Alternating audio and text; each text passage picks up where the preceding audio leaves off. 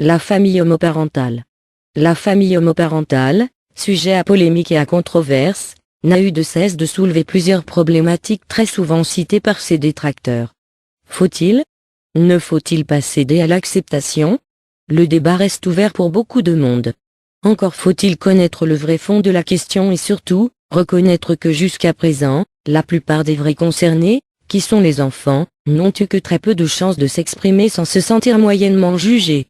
Il faudra cependant accepter l'évidence de l'augmentation des familles homoparentales à l'avenir et aussi, il faudra, comme il y a encore 50 ans, lorsque les filles mères étaient dénigrées gratuitement par la société, faire preuve de bon sens et voir ce fait faisant partie intégrale de la société d'aujourd'hui.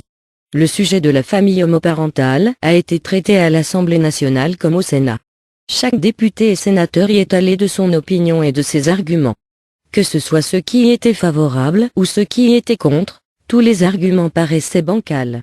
Non pas qu'ils étaient dénués de sens mais, tout simplement, qu'ils semblaient tous avoir été étudiés de façon presque minutieuse de sorte à ne jamais donner un avis propre.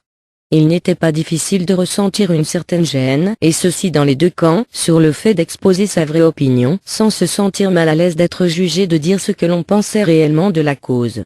Un député qui était contre la famille homoparentale avait même sorti comme argument qu'il avait été élevé après la guerre par ses deux grands-mères et sa mère. À l'entendre, il s'en était très bien sorti sans avoir eu le plaisir de la présence d'un père. La question qui se posait alors celle-ci. Est-ce les parents du même sexe ou le couple homosexuel qui dérange encore? Le concept même de la famille nucléaire composée d'un père, d'une mère et de ses enfants est en vérité un concept nouveau. Au siècle dernier, on parlait encore de famille élargie. Les grands-parents, les oncles et les tantes ainsi que leurs enfants faisaient partie intégrale de la famille. Autrefois encore, on parlait de maisonnée ou même les serviteurs faisaient partie du lot. Il y a eu donc une évolution récente donnant une image idéalisée de la famille. Il faut donc croire qu'il s'agit plus, pour certains, de protéger un idéal social créé par les politiques du siècle dernier qu'un réel combat sur une possible dépravation de cette même société. Le seul sujet qui reste en suspens et qui demande encore quelques études est la procréation et l'adoption. Non pas que ce soit un fait nouveau mais, la génétique rentre en jeu. Il existe encore quelques lacunes à combler au sujet des mères porteuses ainsi que de la possibilité d'adoption pour les nouveaux couples. L'Union européenne s'est montrée peu solidaire sur certaines décisions. Certains pays paraissent plus en avance que d'autres pour ce qui est de traiter le sujet. Cependant, il faut tout de même admettre que le sujet reste épineux mais pas réellement sur les causes à effet plausible. Il va sans dire qu'en France, les bonnes questions ne sont toujours pas posées.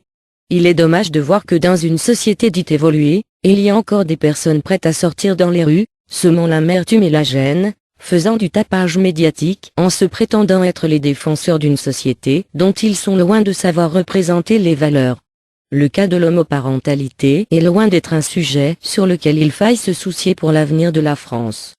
Pour ce qui est du reste, les premiers enfants de familles homoparentales essuient les plâtres pour les enfants à venir.